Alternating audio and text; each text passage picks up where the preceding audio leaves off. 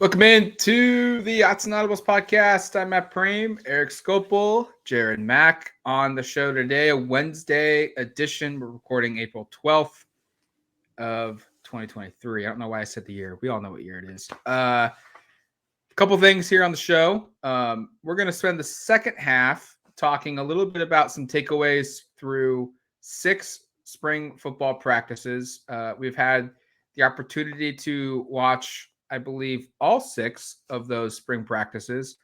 Access will be going away here on the weekends because of scrimmages, but we're going to go into that. And first, before we dive into that on the first half of the show, we're going to jump into a recruiting segment because the Ducks have landed their 7th verbal commitment of the 2024 football recruiting class. Also, their 2nd offensive lineman, their 2nd in-state player, and that is Trent Ferguson from West Salem High School in Salem, Oregon.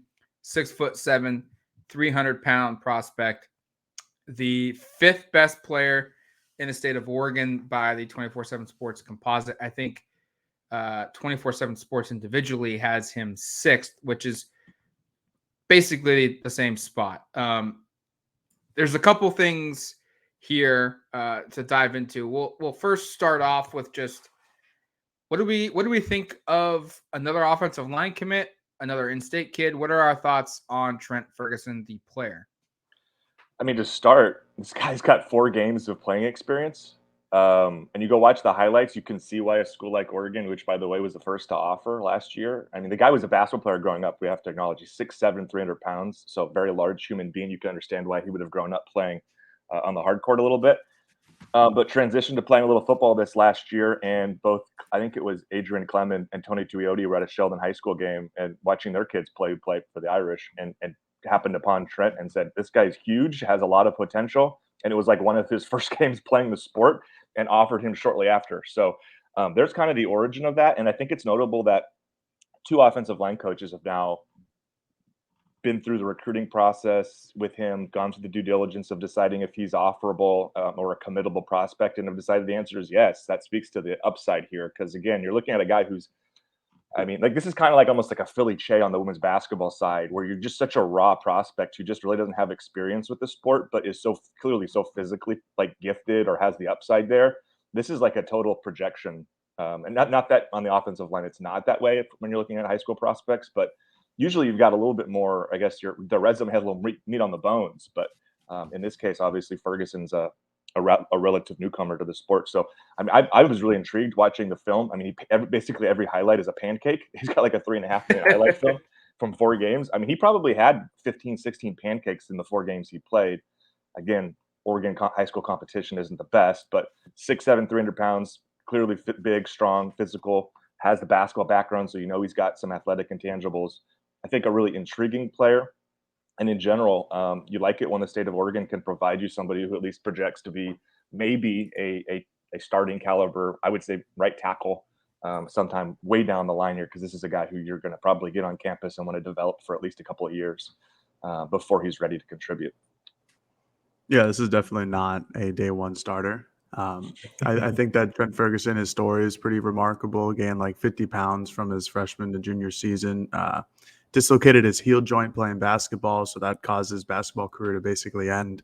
But it still looks like that he's doing the right thing here and getting a scholarship offer and going to Oregon. Presumably if he signs on National Signing Day. Yeah, I mean, just kind of like Erik said, just a big boy, 6'7", listed at 300 pounds.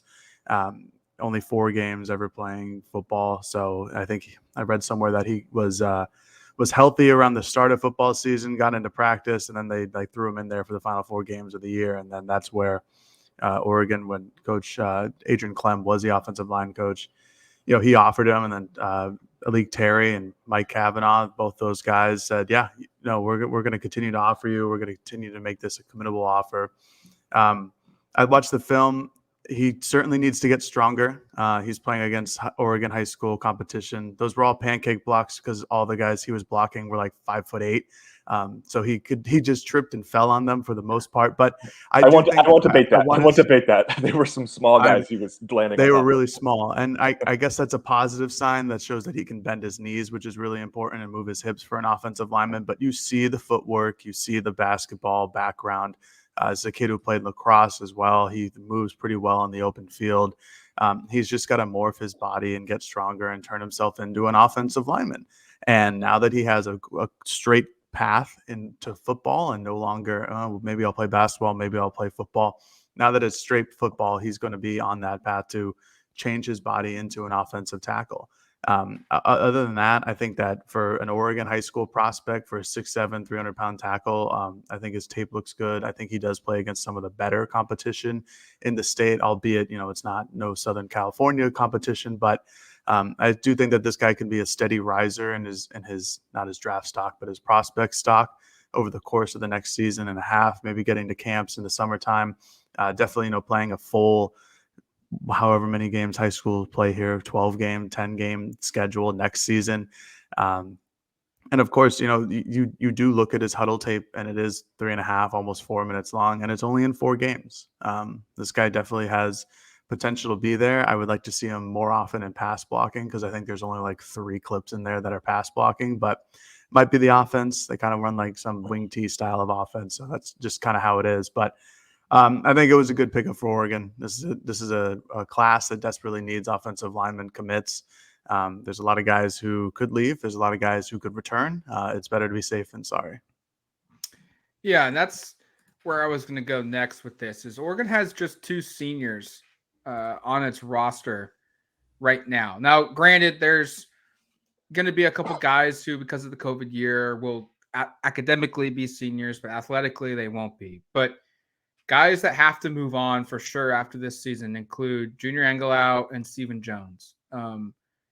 There could be others that go pro. There could be others that leave. But the reality is, Oregon, this is like the perfect time to bring in a player like this, in my opinion, where you've got depth, you've got talent, and there isn't this immediate need for a player like Trent Ferguson to jump into the fold and play right away. You've got the time to kind of mold him and develop him for a year or two. And if he shows up in June 2024 and is really good and is ready to play, even better.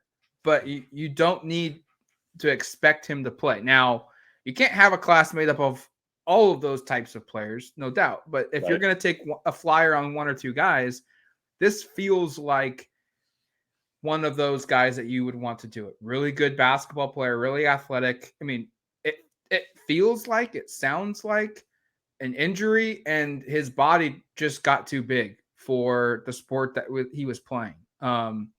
We hear that all the time. I think N'Faly Dante was like a goalie growing up, and he just got too big. You can't be 6'11" and play soccer.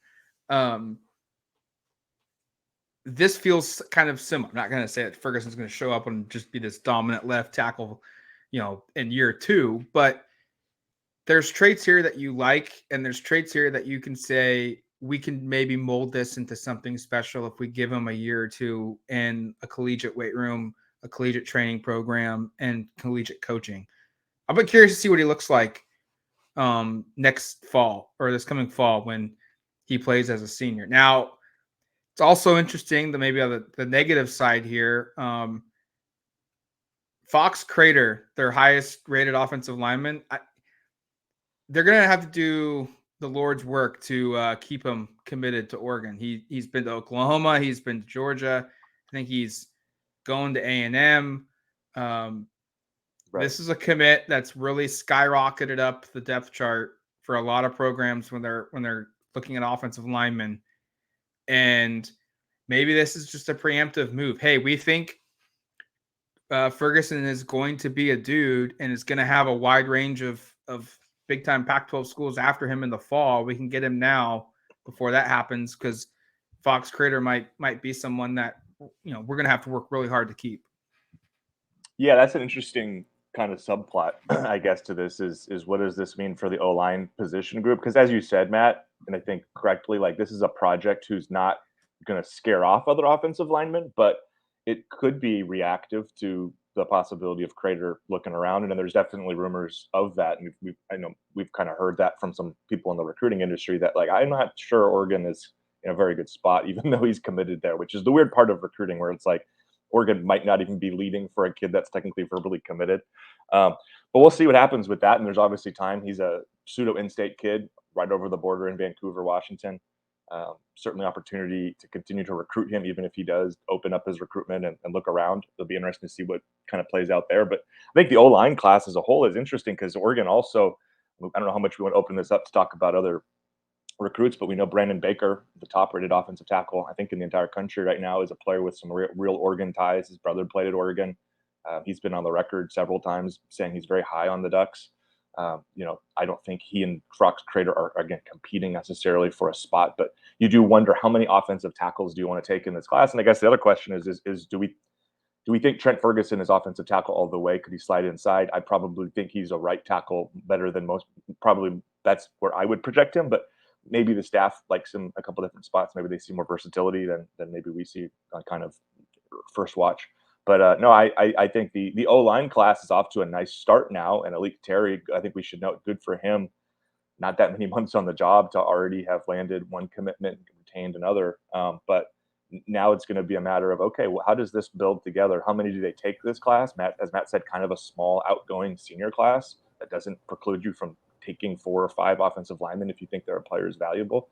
But it'll be interesting now to see kind of how Oregon progresses with 2 commitments in hand, but clearly one of them I think is maybe shaky right now.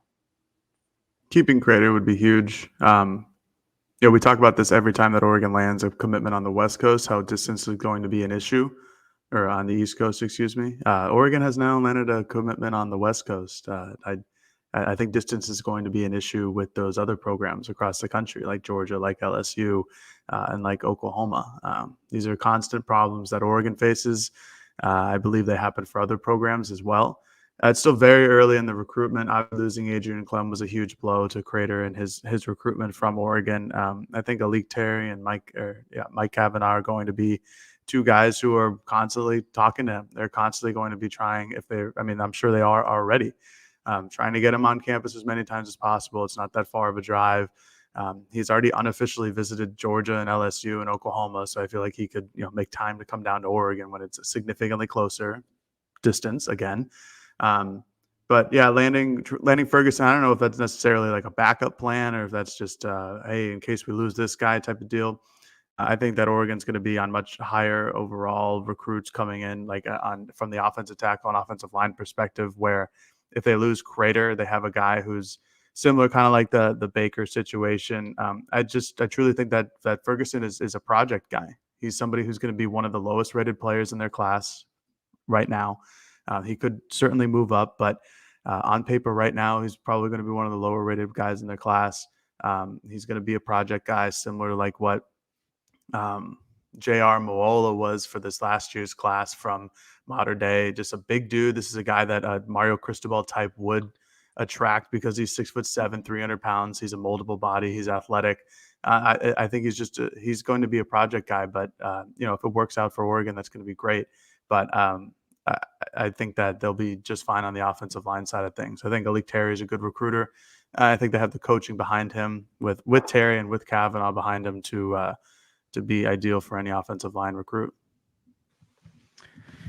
All right, let's take a quick break. When we come back, we'll dive into some talk along the actual team on the field right now, spring football through 6 days. All right, welcome back to the Autzen Audibles Podcast. Oregon's had 6 spring football practices.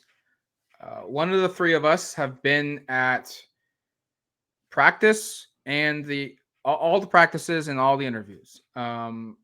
We've had various groups here and there not make it. But I think we've all had different perspectives of what we've seen, what we've heard, what we've spoken with interviews. We've spoken with Dan Lanning 3 times. We've got an opportunity to speak with Tosh Lupoy for the first time since August.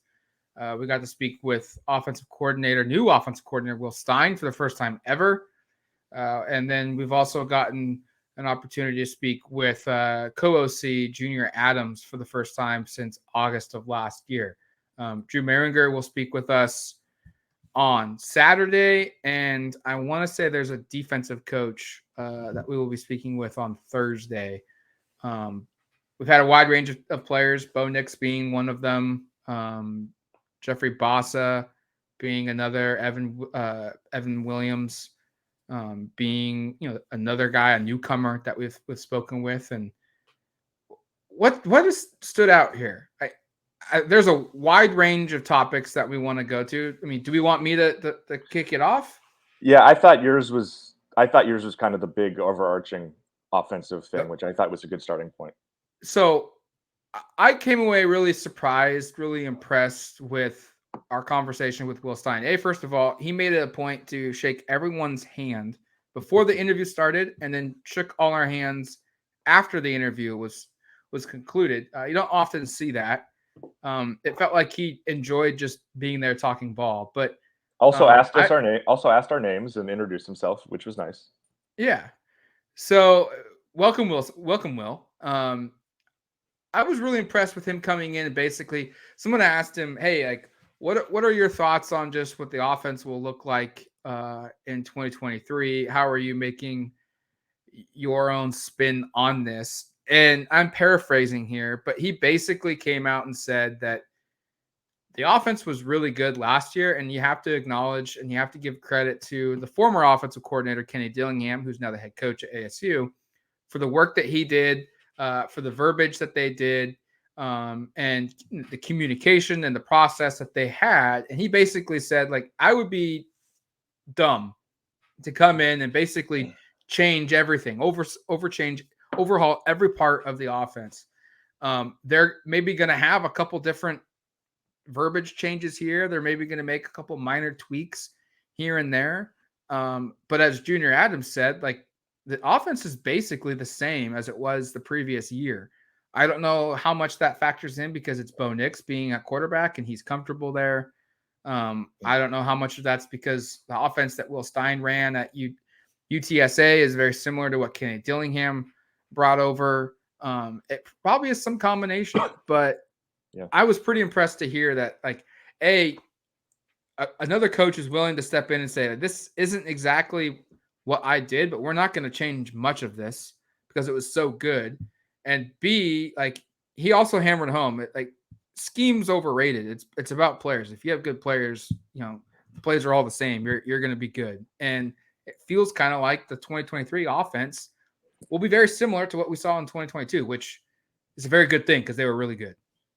I think that's the big takeaway from spring so far, which is why I wanted you to start, which is it does sound like, and again, we've seen very little of this offense in person. I would say basically none, but I think it was encouraging and notable to hear that he's taking if it ain't broke, don't fix it kind of mentality of, like, Oregon was really good offensively. And I was also, Matt, to your point, like, just kind of my ears perked up a little bit when he acknowledged, like, I think he even said, like, it's important to acknowledge or at least establish that, like, the previous staff did really good things here, and, like, we are going to continue to do a lot of the really good things that worked, and some of the things that maybe didn't work we'll tinker with. But yeah, I mean, I thought he made it very clear that this offense will look, I think it was even his words, will look similar to the 2022 Oregon offense. And then Junior Adams yesterday was asked by one of the reporters about, like, what kind of differences in this scheme will the receivers, like, are there any different roles or anything they're having to work on? He was like, it's basically the same offense. I think he kind of caught himself initially saying it is the same offense and said there are, some alterations. But yeah, I think you can expect this to look pretty darn similar to last year. And I think another element of that is Bo is going to continue to have that pre-snap autonomy. That was something he was asked about. And we wrote a story on Duck Territory. You can go look at. There's a lot of the content of the things we're talking about right now that you can find written content over on the site. If you want to go find those, maybe we can provide some links in the story if you're looking for those. But another added component is that Bo will continue to, before the snap, look up, kind of survey, see what he sees, and decide if the call that has been made is the right one. If it's not, we'll get him into a different look. which was, again, is one of the things he said, that was a big part of why they were so special last year. So I think from an offensive perspective, even with a coordinator change, there should be a lot of continuity here in terms of at least how the offense looks and the way it operates. And now it's a matter of, kind of to Matt's point, what are the players able to do in this system? That certainly feels like a system where, the goal is very, very clear. It's been the same thing that Kenny said last year: get the ball to the playmakers in space and let them go. Kenny's or Will's line was plays are highly overrated, which is one that stands out certainly from an offensive coordinator. But it's clear that this is going to feel and look pretty similar to last year, which I think, as Matt said, is not a bad thing. And then you wonder going forward in future years when some of the roster turns over, how much will insert some new things, because we do have to acknowledge Will even said, like, he's been around a lot of different systems, and he said he's coached within 7 different ones. He has a lot of things to pull back to pull from. It'll be interesting to see kind of how this changes in future years, but at least now it does feel like it's going to be very similar to what we saw a year ago. And it should be. If you watched UTSA's highlights from last year, you'd see a lot of similar looking stuff. It's just about getting guys balls in space. And I don't know if we want to go through the transcription of both Kenny and Will Stein. Kenny was a little bit more forward about what exactly Oregon was trying to do, talking about wanting to run 80 to 90 plays a game, things like that. Will Stein didn't bring that up, but it's clear that he wants to play at a faster pace. It's clear that he's a confident guy in his offense, and he should be. I think all offensive coordinators are confident, maybe sometimes overconfident, but it seemed like Will was a very confident guy in what his offense can do. And you look at what UTSA did last season, and you understand why. I think it's really important that Stein just comes out and says that the types of players that Oregon has had in the last couple of seasons, and this season specifically, like, those are the guys that need to get the ball in space and just go do their thing. That's all you really want from an offensive coordinator. Don't screw it up. This is it's a very similar offense, because that offense works, and that offense really works in college football. It has for a dozen years now. So if it ain't broke, don't fix it. And that's that was the main takeaway for me from Stein, just from watching the interview and then rereading it through the transcript. He knows that this works, and he's going to stick to it. And if it worked at UTSA with I'm going to use air quotes here, lesser caliber players than what Oregon has, I think it should work at Oregon, and I would be very surprised if it doesn't. I also thought it was interesting that he came out and said that they're not going to run the quarterback, all over the place. He said it's clearly got its advantages, and they want their quarterbacks to be mobile and creative in the pocket with situational awareness. But he's like, we're not going to run Bo multiple times into a loaded box just to do it. It feels like, and that's exactly what Oregon was like last season. They had some designed runs for Bo, but most of the time when it was a run that wasn't with the play starting inside the 10-yard line or a 4th and 1 situation, a lot of his runs were basically improvisions. And that's kind of improvisions. Great work. Good job. He was improvising there. That's what we want to see, right? Like, we don't want to see wishbone or a bunch of QB option type stuff with Bo, and because he's had injuries history. Yeah, and Will even said, I think one of the last lines in the quote you were reading off there was talking about how if Bo replicated or duplicated last year's running production, that would be like spot on. That's kind of the goal, is if they can get to 500 yards rushing, and I don't know, he had 14 touchdowns last year. I don't know, he didn't really reference that, but if you get to 500 yards rushing, you feel really good about that from a quarterback. Are we ready to move on to my takeaway? All right. I admittedly missed the first couple of days of spring coming back. Had some stuff going on with my family, so I took some time off. Appreciate these guys being generous and letting me do that. But came back Saturday, and obviously been reading the practice reports. And I think, and we were just talking about before the show, like what are real takeaways from practice, because there's not a lot we're actually getting to see. And I think there are 2 position battles, if you will, that we are actually, maybe 3, I guess, that we're actually able to see based on proximity and what they're doing. And that's along the offensive line. And then I guess the punting battle and the punt return battle, and maybe Jared can dive into more of that because he follows that stuff a little closer than me. But I just think on the offensive line, we've gotten a little better feel. We've seen them line up in various versions of the first and second team offensive line. It's changed throughout the week, but I think a thing that stood out to me, and my ears kind of, again, another time where they perked up, was just about Marcus Harper spending quite a bit of time at center, and that being a Harper versus JPJ competition. I don't know if we knew exactly who JPJ would be competing with or whatnot. I don't think we anticipated he would just be handed the job because he's not the incumbent, and he doesn't himself have any starting experience playing at center. So it made sense to move somebody over, but yeah. So it seems like it's JPJ and Harper at center, and I think every other position out there right now feels like there's a clear leader, with the exception of left guard. Left tackle feels like Josh Connerly. Feope is pushing him from what we've seen. I will note, maybe I'm breaking a little bit of rules, but the big thing I hinted at back like a month ago now was Feope for a period we saw was the first team left tackle, and that was a surprising thing over Connerly. This was again back in March, but we've come back, and it seems like Connerly, as expected, is the guy there.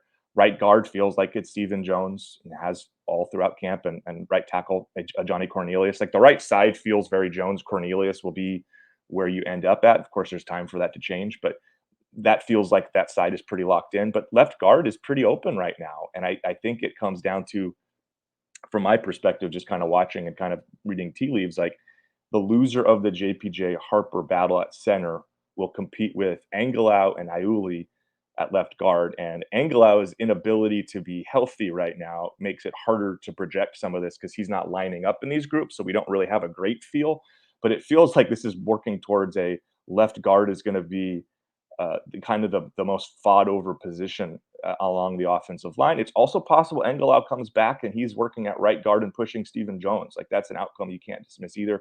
He has background at left guard and at right guard at Texas, so there's some history there. But that's sort of where it feels like it's at right now. And I think if it would be very interesting to see, by the way, if Harper ends up winning the center battle, because that's something none of us really expected. And I think I would still lean JPJ right now, but what would that do? Like, how comfortable do you feel with JPJ at left guard? I know he played there quite a bit the last couple of years. I think the answer is I feel fine, but it's just I just didn't anticipate he'd be one of the guards. I kind of always thought center. So, no, but that's sort of where we are again, 6 days in. A lot can change, but I think you're kind of looking at it going, okay, left guard's the position where maybe there's the most potential movement, along with center, because I think the right side, at least early, feels as close to locked in as you can for 6 days into spring. So I think the most movement's going to be at center. I don't think left guard is up for grabs. I think it's Junior Aguilar. He just needs to get healthy. Because Iuli is certainly lined up there at points, and so has Jackson Powers Johnson in years past and last season. But I think Aguilar is the top guy. He's the biggest frame of those two guys, of the three, when you add in Iuli and Powers Johnson. It's kind of four. It's kind of four if you throw Harper in. There's a bunch of guys over there. Well, I think Harper and JPJ are just locked in for center. You don't think either of them factors in it? My point was, I was saying once somebody loses the center position, they go into the left guard competition. So I don't think anybody's locked in at center right now. I think my point is that I don't think that there is a real competition at left guard. It's just waiting for Junior Aguilar to get healthy. It could be. That could be. Because I think that's the best offensive line combination. And by the way, that was what I had projected all along would be the outcome. I'm just saying the Harper JPJ at center thing leads me to believe that it's possible one of those ends up being the player to compete at left guard, which I think is, we didn't know JPJ could possibly be in that competition, which is the new development for me. Sure.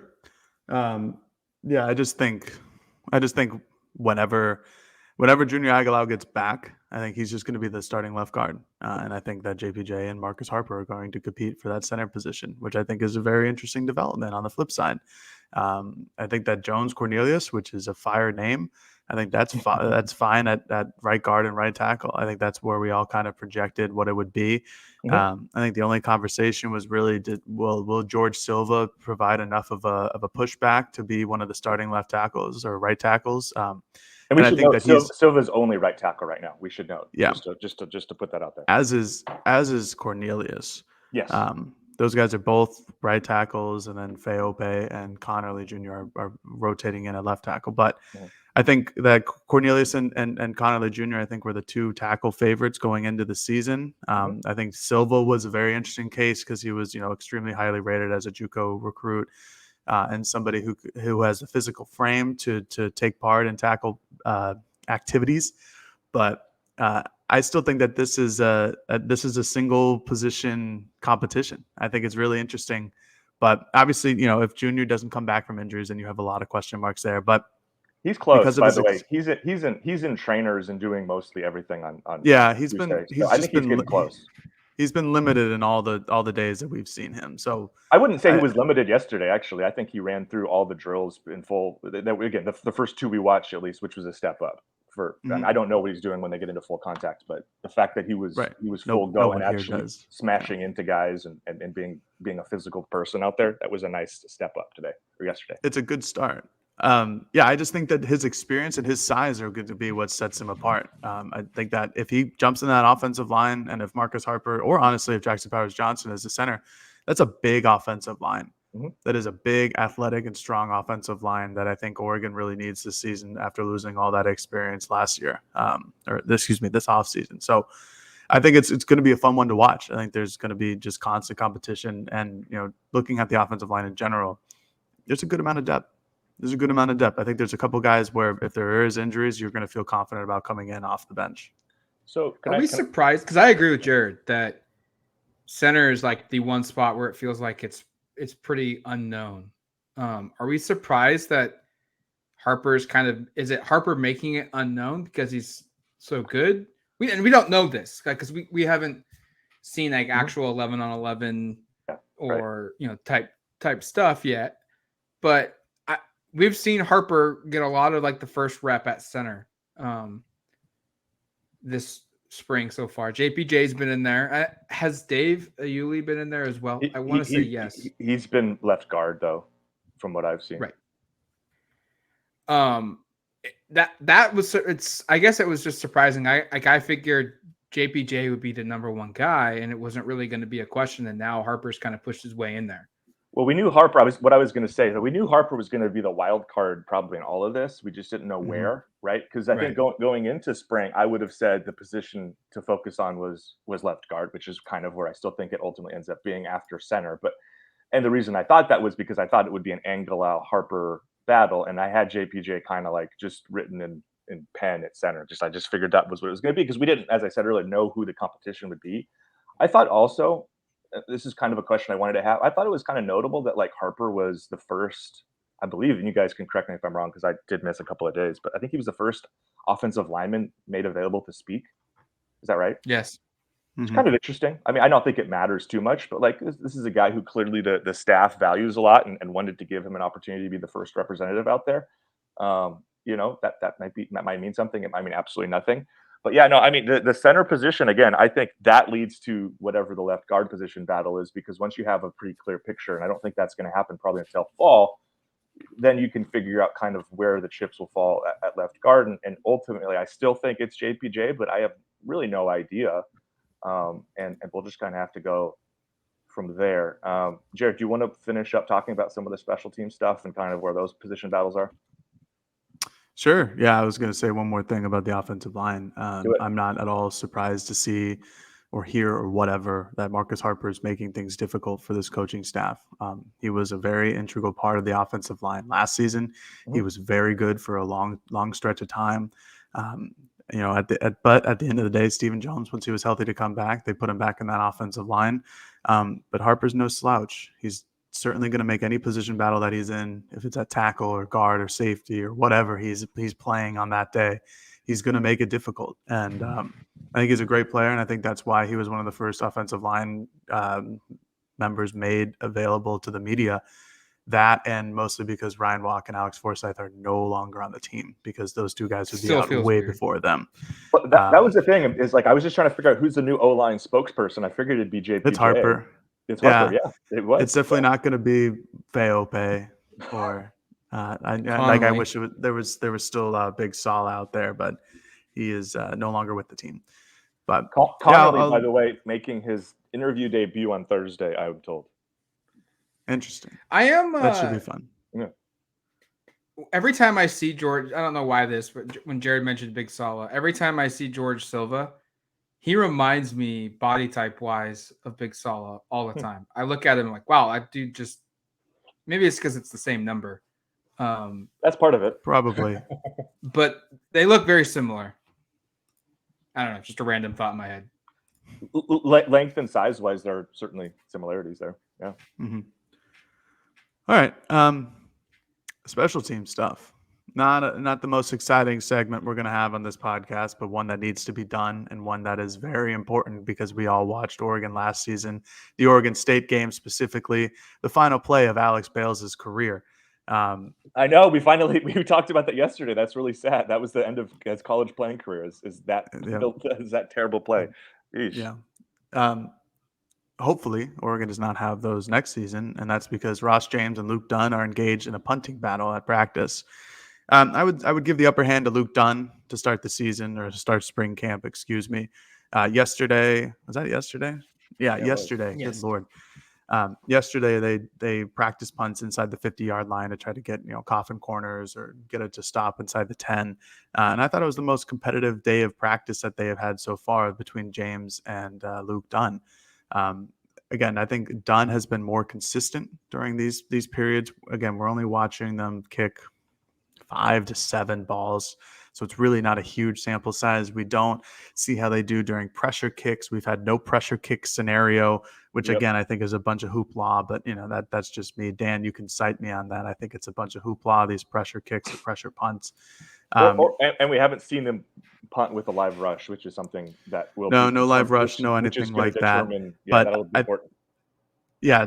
But I think Dunn has just been more consistent. I think James probably has the longest punt of the spring. He absolutely boomed one a couple days ago, but Dunn has been consistently putting it in between the hashes and the numbers.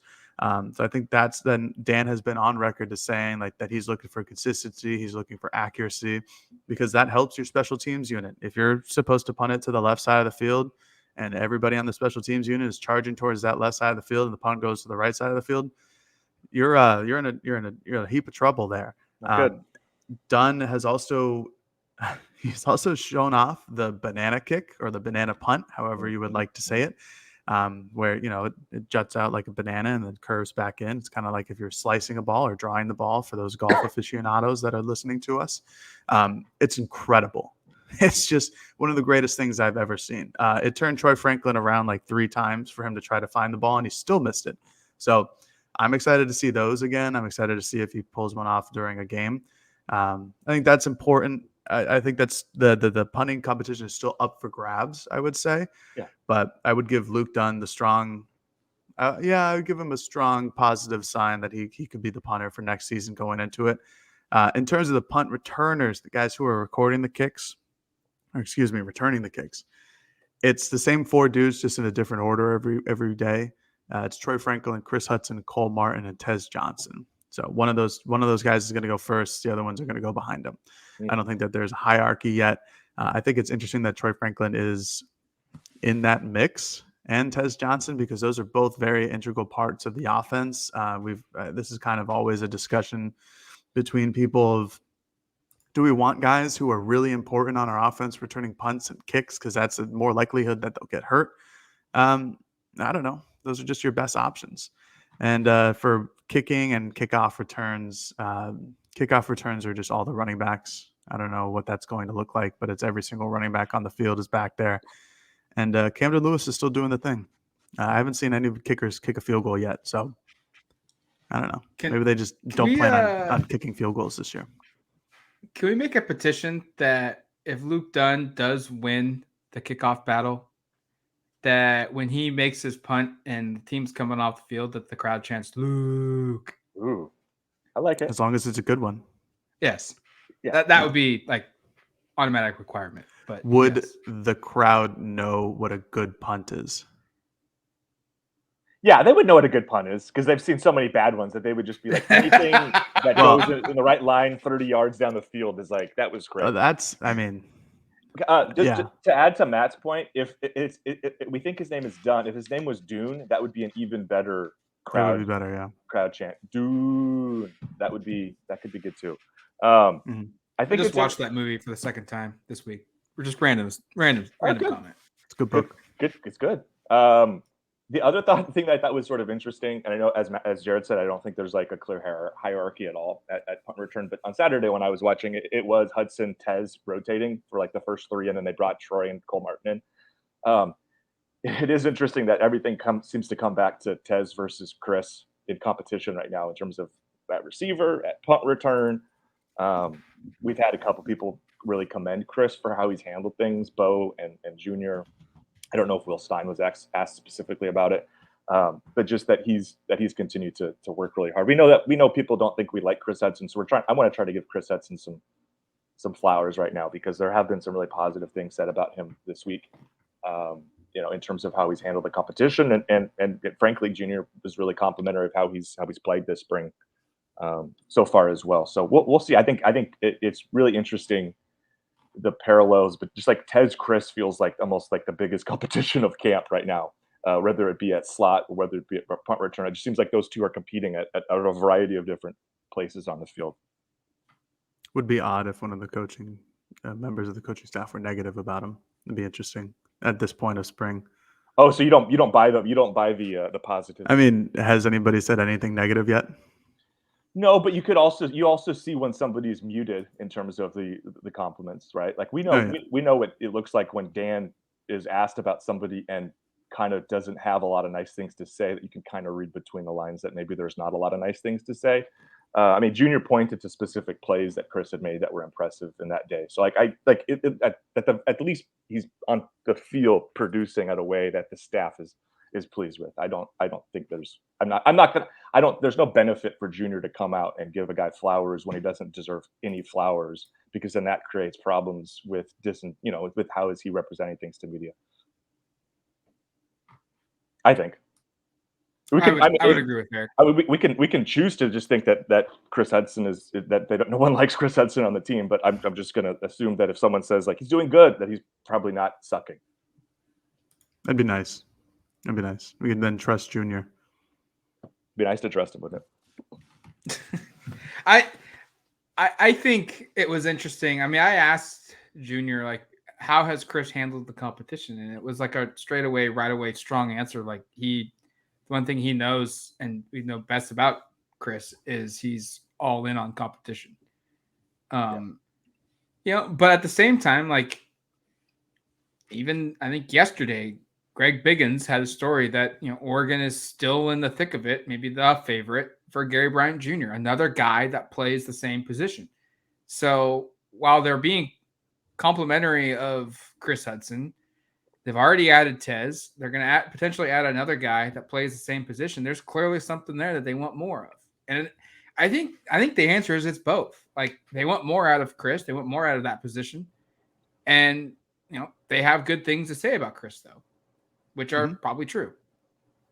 I assume the good things are true. I also assume that the bad things are true. And we've witnessed some of the bad things on the field and witnessed some of the probably distracting things in media scrums. So I understand why he's a polarizing figure. But at this point, like it seems like he's involved in some, in a big competition. And like, hey, like I'm not ready to write him off. I also wouldn't be like stunned if we get to June and it's like he's playing at a different school. So, but he's definitely one of the more polarizing players on this roster, no question. And I know. Can we jokingly answer the question? There's like one guy who every podcast asks us why we hate Chris Hudson. The answer is I don't hate Chris Hudson at all. And if you follow it, it's just like the staff is telling you that they want to improve the position. They went out and added a player to add competition. Now Chris could absolutely come out and win that competition, and Tez could play 30 snaps all season. I find that highly unlikely, but it's possible. Chris has an awesome season. He's great. We'll eat our words in terms of doubting him later, but like we also just have to we're not making this up out of thin air in terms of like what's happened from a player perspective, but at the same time, like I said earlier, I wanted to make sure we if the staff's going to give him flowers, if Bo's going to give him flowers for being somebody who's impressed him with how he's competed in practice, like I wanted to make sure to at least acknowledge that. But yeah, like I think it's reasonable to question why they added Tez Johnson. I don't think it's just as simple as he's Bo's brother. I think the fact that they wanted to improve there and they didn't get incredible production and sometimes inconsistent production there, also lends itself to the explanation why. So we've probably talked too much on Chris Hudson on this podcast, considering we've watched like very little of him do anything besides field punts and like run through, concepts, run through some perimeter receiving drills. But like, I don't know. I just feel like he's somebody we hear a lot, and I don't know. I wanted to kind of say my piece. Well, it goes to what Jared was saying about the returners. Like Franklin's back there returning punts, and not quite sure if Oregon would rather have your star guy back there fielding punts or not. But Gary Bryant would allow. He's mentioned it. Like Oregon wants him to be the guy returning punts, which would open the door for Chris to be more of a receiver and less chance that he gets hurt. So they could find roles for all of them. Yeah. It would be nice to watch. I was going to say it would be nice to watch any offense. That'd be cool. Would love that. Yeah. There is a scrimmage on Saturday, and unfortunately, I missed the end to get in to watch. Kid Sports, 200 kids get to go watch practice, and then I missed the email. And so when I tried to sign up my kid for my work purposes only, no shame in saying that, I missed. Check your email, Matt. Check your emails. Come on. It went by pretty fast, like less than an hour. It was all gone. Wow. That shows the interest, by the way. If less than an hour, all the spots are taken. So yes, 100%. All right, I think that's gonna do it for us here on the Autzen Audibles podcast. Thank you for listening to the show. We'll be back Friday morning with another edition. And until then, you've been listening to the Autzen Audibles podcast. Talk to you later, folks. Peace.